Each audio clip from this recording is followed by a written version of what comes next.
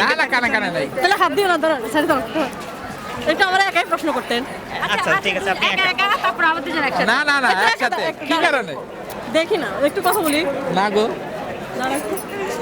আমার ভালোবাসা মানুষটা আমার সাথে আছে। জি আলহামদুলিল্লাহ, অনেক ভালো লাগছে। আমার কাছে ভালোবাসা বলতে স্পেশাল কোনো ডে হয় না, প্রত্যেকটা দিনে আমার কাছে মনে হয় যে ভালোবাসার দিন। ভাইয়াকে আমি ফোটাই নাই, ভাইয়া আমাকে ফটিয়েছে। ভালোবাসা জি না, আমি নিজেই পড়ে গেছি। সবাই তো আমাকে ভালোবাসা দেখে প্রেমে পড়ছে, আমি ওনার রাগ দেখে প্রেমে পড়ছি, কারণ রাগে মানুষ ভালো হয় মনে। তাই?